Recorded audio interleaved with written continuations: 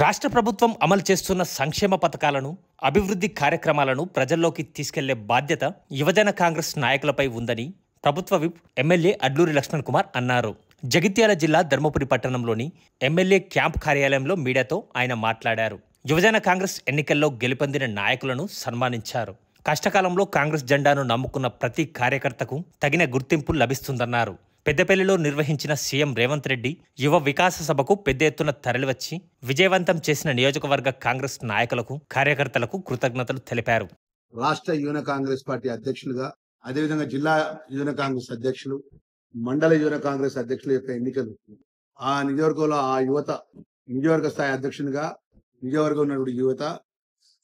మండలంలో ఉన్నటువంటి ఆ నియోజకవర్గ మండలంలోని యువత, మండల యువన కాంగ్రెస్ అధ్యక్షుడిగా ఎన్నికల కోసం ఎన్నికలు జరగడం సెల్ ఫోన్ ద్వారా ప్రతి యువత దగ్గరికి వెళ్ళి వారి యొక్క ఆలోచన పరంగా ఓటు వేస్తే దానిలో పెద్ద ఎత్తున మన ధర్మపురి యువత అంతా కూడా, యువమిత్రులు సోదరి మనలంతా కూడా మరి ఆశీర్వదించి ధర్మపురి నియోజకవర్గ యువన కాంగ్రెస్ అధ్యక్షుడిగా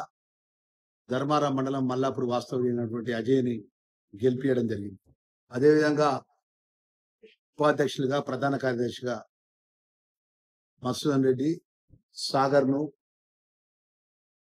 ఉపాధ్యక్షుడిగా నేరెళ్ల గ్రామానికి సంబంధించినటువంటి పాల గణేష్ ను, ఇంకా వివిధ కార్యవర్గానికి సంబంధించినటువంటి ఎన్నుకోవడం జరిగింది. దానిలో భాగంగా ధర్మపురి యువన కాంగ్రెస్ అధ్యక్షునిగా తిరుపతిని, వెల్గటూరు యువన కాంగ్రెస్ అధ్యక్షునిగా రెండోసారి రమేష్ ని, అదేవిధంగా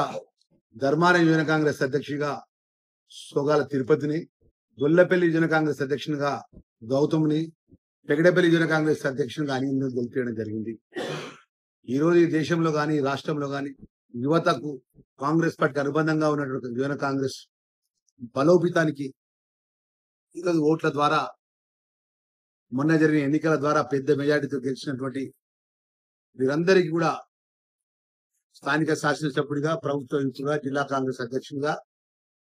మనస్ఫూర్తిగా వారికి కంగ్రాచులేషన్స్ తెలియజేసుకుంటూ, అదేవిధంగా అభినందనలు తెలియజేసుకుంటూ, రాబోయే కాలంలో ధర్మపురి నియోజకవర్గానికి సంబంధించినటువంటి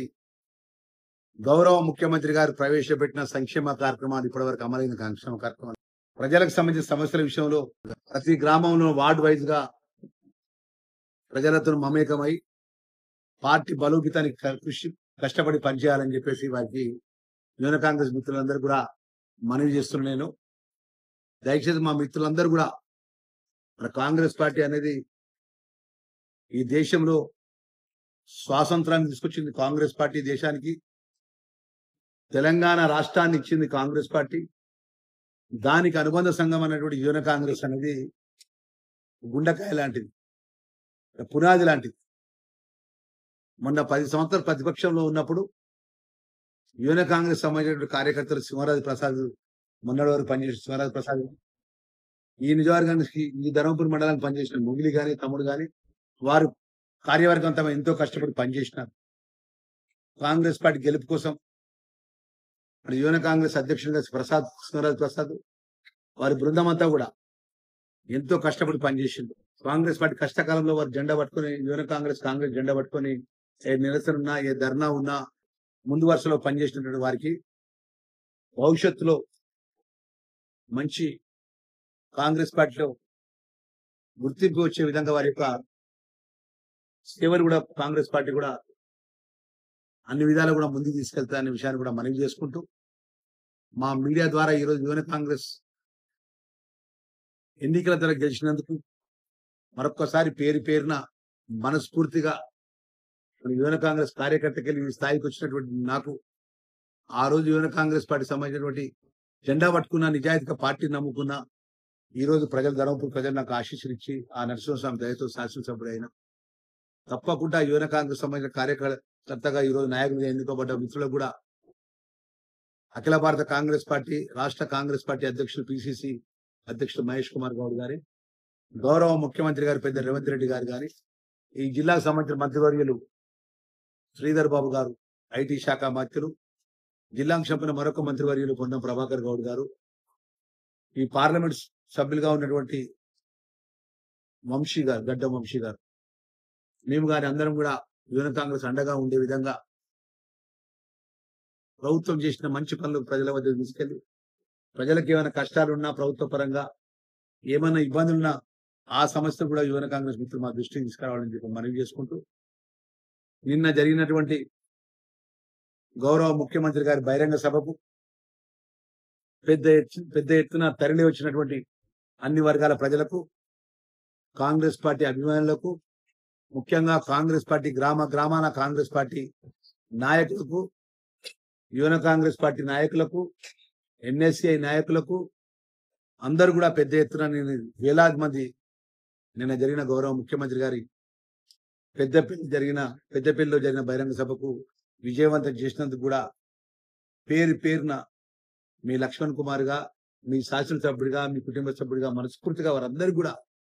ప్రతి గ్రామం నుంచి పెద్ద ఎత్తున కూడా ధర్మపురి నియోజకవర్గంలో సుమారు 12 నుంచి 13,000 మంది ప్రజలు, అభిమానులు, కాంగ్రెస్ పార్టీ శ్రేణులు కూడా ఆ మీటింగ్ వచ్చి విజయవంతం చేస్తున్నారు. మరి దానిలో భాగంగా మీ అందరికీ తెలుసు, నిన్న నేను గౌరవ ముఖ్యమంత్రి గారి ముందే నేను మాట్లాడినా,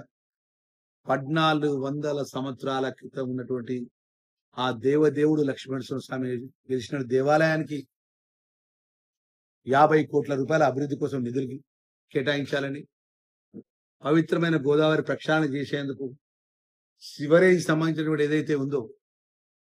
ఆ సివరేజ్ నేరుగా గోదావరిలో ఎక్కడ కూడా కలవకుండా ఒక ప్లాంట్, ప్యూరిఫైడ్ ప్లాంట్ ఏర్పాటు చేసే విధంగా 17 కోట్ల రూపాయలతో దాని అంచనాలు తయారు చేసినాం. అది కూడా ప్రతిపాదన ముందు పెట్టిన. ఎందుకంటే ఒకటేసారి 10 పనులు అడిగితే ఏ ముఖ్యమంత్రి కానీ ఏ ప్రభుత్వం కానీ ముందుకు రాదు. మరి ఈ రోజు సంవత్సర కాలం ముగిస్తున్న సందర్భంలో కూడా మీ అందరికీ తెలుసు, ఈ లక్ష్మీనరసింహ స్వామి సంస్థ కళాశాల పునఃప్రారంభించడం కానీ, ఇంటిగ్రేటెడ్ హాస్టల్ 100 కోట్ల రూపాయలతో ఇంటిగ్రేటెడ్ హాస్టల్ నేరళ్ళ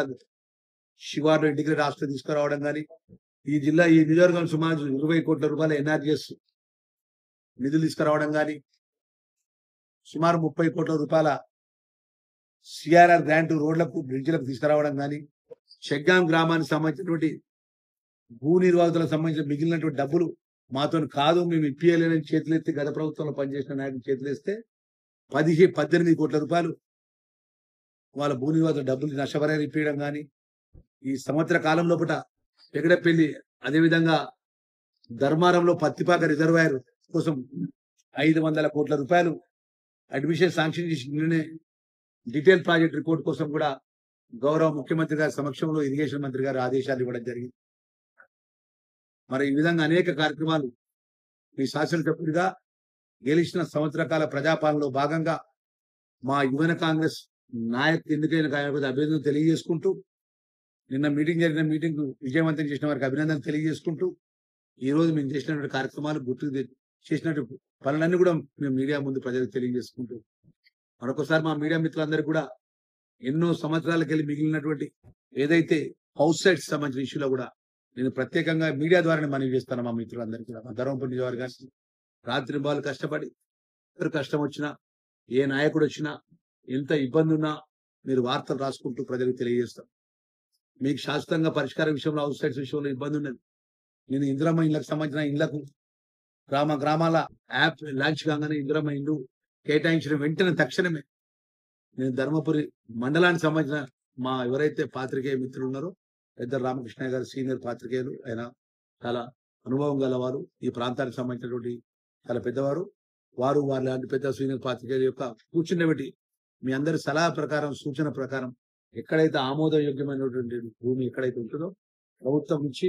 జిల్లా కలెక్టర్ నుంచి సిసిఎల్ పంపించి, సిసిఎల్ ద్వారా అధికార పరంగా, ప్రభుత్వ పరంగా మీకు అన్ని విధాలు కూడా ఇళ్ల స్థలాలు ఇప్పించే విధంగా నా వంతు ప్రయత్నం 100% పాత్రికేయ మిత్రులకు ఉంటుందనే విషయాన్ని ఈ సందర్భంగా తెలియజేసుకుంటూ, ఇక మిగిలిన సమస్యలు ఏదున్నా కూడా ఖచ్చితంగా ఈ రోజు వారంలో 5 రోజులు మీ కళ్ళ ముందరే,